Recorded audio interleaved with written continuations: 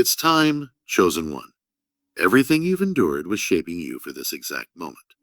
And now nothing can block what God has already released in your name.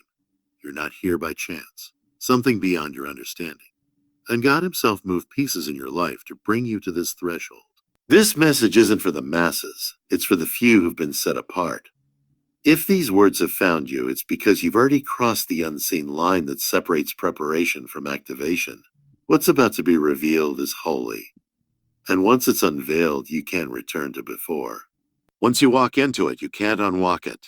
This is the moment your soul has been walking toward in silence for years. And whether you're aware of it or not, you've already said yes. But hear this. It won't arrive with noise. It won't come wrapped in thunder. It'll arrive like a whisper on a day no one is watching. The world craves fireworks and dramatic signs. They chase headlines that scream change while missing the sacred movements of God. But that's the trick. The real turning points never ask for attention. They slip in quietly, looking like nothing, only feeling.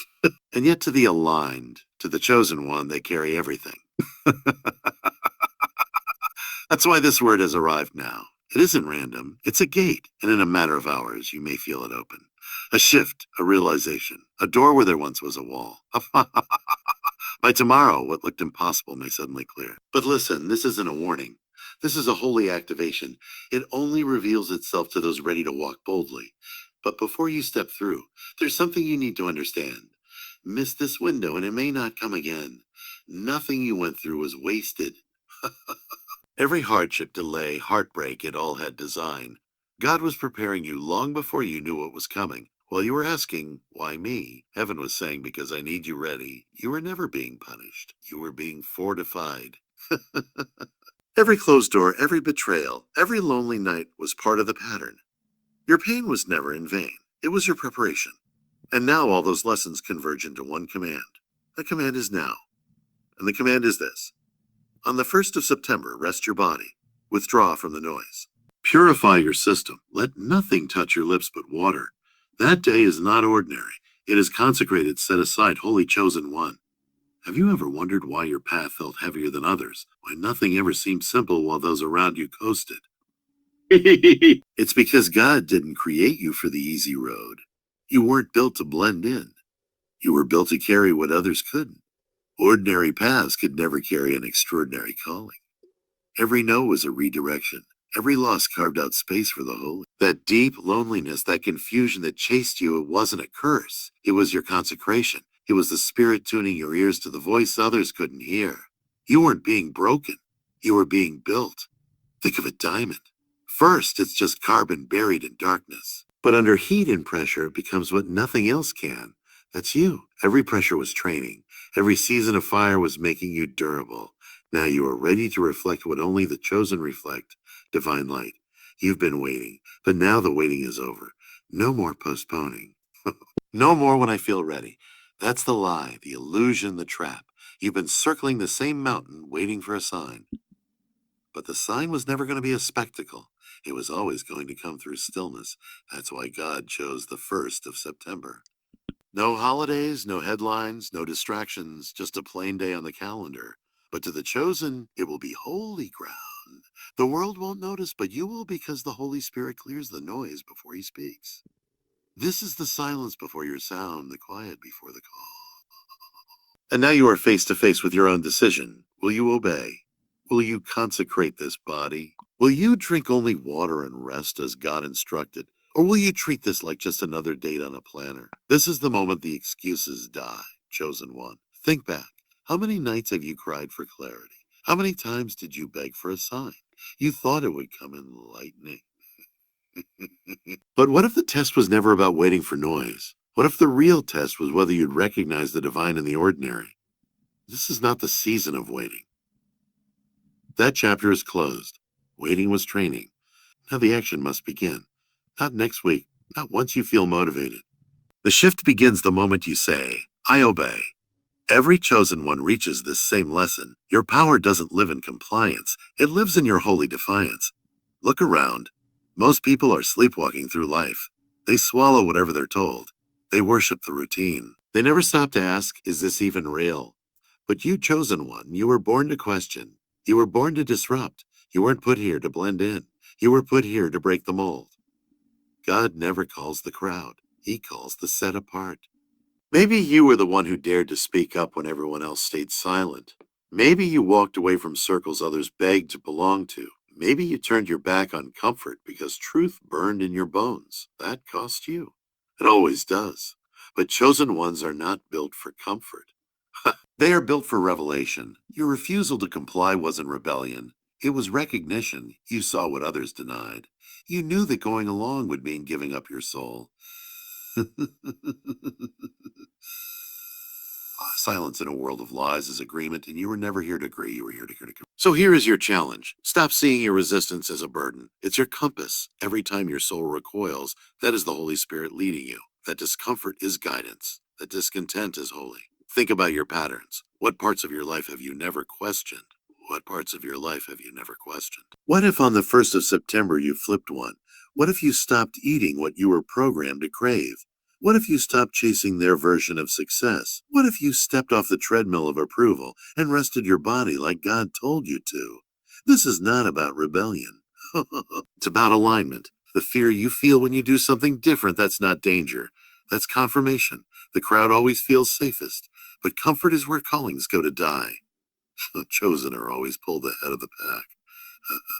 And when that happens, people will call you extreme too much, reckless. That's fine. The same crowd that mocks the chosen today will need their light tomorrow. Here's the truth. The world doesn't need your agreement. It needs your holy resistance. Not chaos, but courage, not noise. But truth. This path may cost you applause, but it will buy you clarity. And maybe chosen one. That's why you're still here reading. Because your soul knows that fitting in now would mean betraying everything God put in you. This isn't about standing out. It's about not lying to yourself anymore. Power doesn't come when you get approval. It comes when you stop needing it. One decision made in obedience will shift everything. That's the difference between the chosen and the passive. Many think, few act. The world is full of dreamers, but dreams don't move mountains. Obedience does. Oof. Breakthrough doesn't happen when you feel ready. It happens when you act while it still looks ordinary. And that's the paradox of God. He hides his glory in the mundane, and only the chosen see it. September 1st will look like nothing, and that's why it's everything. Because when you decide to rest, to turn inward, to drink only water, and give your body to stillness, you are saying yes to the sacred, yes to the whisper, yes to the kingdom. Think of a domino. It looks small, weak, but once tipped, it triggers the fall of giants. One tiny move releases momentum that cannot be stopped. That's what your obedience will do. That's what your yes will unlock. Maybe it's saying what you've never said, or stopping what you've always done, or just choosing to stop scrolling and start listening. The step itself doesn't matter. What matters is that you take it. Because chosen ones don't find their strength in thoughts. They find it in motion. The forgotten keep waiting. The remembered move. And when the chosen move, God responds. Doors appear. People return. Alignments click into place like they were waiting on your yes. That's the chain reaction. That's what the Holy Spirit honors. Faith in action. So don't sleep on tomorrow. Don't underestimate what obedience will do. This won't just be another Sunday. This is the beginning of your rearranging. The moment the first domino falls. And once it does, nothing will be the same. There's a moment when you stop trying to become and start remembering who you already are. You spent years wearing masks, smiling when you wanted to cry, agreeing to avoid conflict, shrinking to stay safe. But those days are ending. Chosen one, you've outgrown the script. And now the oldest part of you, the sacred true self, is stepping forward. The you that existed before shame, before trauma, before programming, that's who rises on the 1st of September. That's who drinks the water and lays the body down. That's who steps into holy alignment. God isn't adding something to you.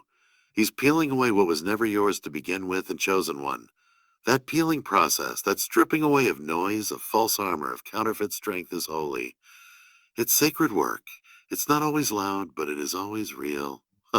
You weren't sent here to collect the world's dust and wear it like a crown. You were sent here to return to what was divine in you from the start. And when you allow him to remove what was never yours, the weight of expectations, the burden of always being strong, the pressure to perform, this to please, to push, you begin to see the truth. Your life was never meant to look like theirs.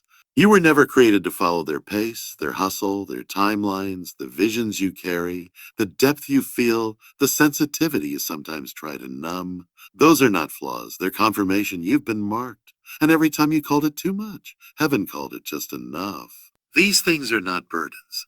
They are signals. They are sacred markers that the veil is lifting, that your spirit is tuned, that God's hand has been on you even in the silence, especially in the silence.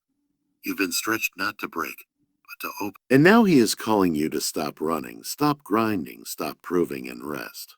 Not because you're weak, but because you're chosen. Because when the chosen one rests, the kingdom gets louder. The unveiling won't feel like a spotlight. It won't explode like a celebration. It will feel like the slow, steady exhale after years of holding your breath. It will feel like home, like remembrance. It will feel like God pressing your shoulders down and saying, "You don't have to carry this like that anymore." And suddenly in that moment, you'll look in the mirror and whisper, "This is who I've been all along." And when you finally stand in that truth, when you let the old striving fall to the ground, everything around you will bend. Not because you forced it, but because alignment has a gravity of its own. When the chosen one wakes up, the world does not stay the same. It can't. You were never meant to control every outcome. Control was never your tool. Obedience was. Control wears you out. Obedience restores you. The more you tried to grip life, the more it resisted you. Because chosen one, you weren't made to wrestle the river. You were made to flow with it. And when you finally release the need to dictate every detail, the Holy Spirit rushes in like a tide. Doors open, paths appear, and what you thought was blocked was only waiting for your surrender. And here's what most people never learn: rest is not weakness.